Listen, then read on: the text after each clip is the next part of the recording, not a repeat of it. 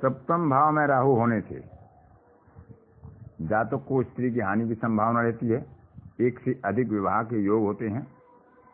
जातक का अंतःकरण हमेशा अग्नि के समान प्रज्वलित रहता है। उसके कार्यों के कारण लोग उसकी निंदा करते नहीं थकते। बेशक वह अच्छा काम ही क्यों ना करे, उसे निंदा का पात्र बनना पड़ता है। व्यापार में हानि होती है, भ्रमणशील होता है, वायु रोगी, चतुर, लोभी और आचरण में कमी रहती है। स्त्री रुग्णा रहती है, रोगी रहती है। शुभ ग्रहों से युक्त होगा तो कुछ शुभ फल होंगे। पाप ग्रहों का प्रभाव हुआ तो जातक की पत्नी कुटिला या कुशीला हो सकती है। चंद्रमा के साथ यदि राहु यहाँ पर होगा तो नाना प्रकार के भोगों की तरफ उसकी प्रवृत्ति होती है। इसे बंधु वियोग और लोक निंदा की संभावना अधिक रहती है।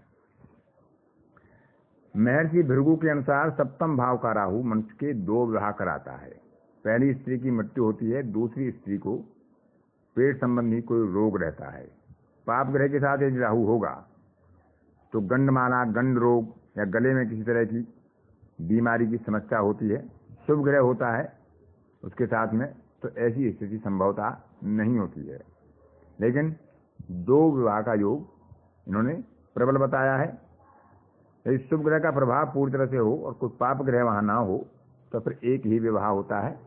लेकिन जातक को प्रवास में कष्ट, इनकी स्त्री को कष्ट, वायु संबंधी रोग, कमर और कमर से नीचे घुटनों आदि में वायु रोग, ये दुष्ट फल सप्तम भाव के राहु के बताए गए हैं। दैहिक तीक्ष्णता होती है, स्त्री के सुख में इसको कमी रहती है।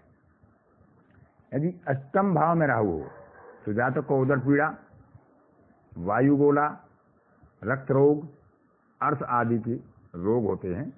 कुटुंबियों से कम प्रेम होता है। पिता के धन की प्राप्ति में बाधा होती है। ज्यादा वाचाल बोलने वाला, गुप्त रोगी, भीख, उष्ट देह,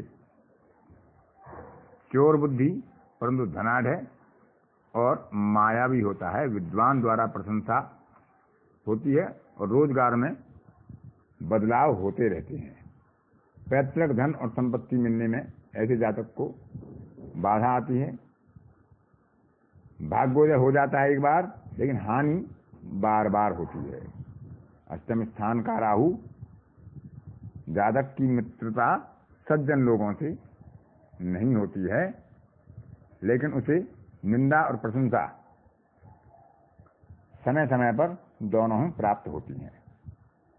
महर्षि भृगु के अनुसार यदि अष्टम भाव में राहु हो तो मनुष्य बहुत देर या बहुत लंबे समय तक बीमार रहता है, उसकी बीमारी लंबी चलती है। यदि अष्टमेश बलवान हो तो आयु पक्ष अच्छा रहता है। यदि अष्टमेश कमजोर हुआ तो आयु पक्ष में भी कमी आती है। और अष्टम में राहु होने से जातक व्ययशील, रोगी, भाइयों से विवाद करने वाला, प्रवासी और स्त्री सुख में उसकी कमी रहती है। 8वें भाव का राहु सामान्यतः अच्छा नहीं माना गया है। यदि 9वें भाव का राहु होता है तो जातक विद्वान होता है। अपने गुणों से लोगों में मान्य आदर का पात्र होता है। चतुराई आदि गुणों से सभा को भी चमत्कृत करने वाला होता है। सभ्य, सहृदय होता है, अच्छे हृदय वाला होता है। देवताओं में, तीर्थों में श्रद्धा, विश्वास, भक्ति होती है, लेकिन आडंबर का विरोध करता है। किए हुए उपकारों को भूलता नहीं है, यानी कृतघ्न नहीं होता। 9 में इसका फल अच्छा बताया गया है। यदि राहु पर किसी पाप ग्रह का प्रभाव हो तो उपरोक्त फलों में कमी आती है। वह मलिन वस्त्रधारी, दीन और शत्रुओं से डरने वाला, चांडाल सदृश कर्म करने वाला और पर निंदा में ऐसी जातकों को आनंद आता है। कन्या या मिथुन का 9वें भाव में यदि राहु होता है तो जातक अपने सद्गुणों से सबको प्रसन्न करने वाला, धर्म और तीर्थों का प्रेमी,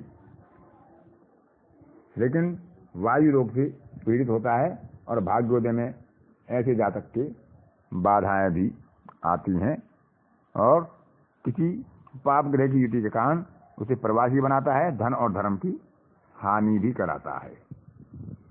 नवम भाव की राहु के बारे में महर्षि भृगु कहते हैं कि नवम भाव का राहु जातक को पुत्रहीन, धर्महीन और नौकरी में उसकी रुचि होती है, वह नौकरी करने वाला होता है और किसी शूद्र स्त्री के कारण इसे कष्ट होते हैं या उनका उपभोग करता है। इस प्रकार नवम भाव में राहु का फल सामान्यतः अच्छा माना गया है। कुछ ज्योतिषकारों का कहना है कि वह मनुष्य अपने पिता की इकलौती संतान या इकलौता पुत्र होता है, अथवा वो सबसे बड़ा होता है या फिर सबसे छोटा होता है।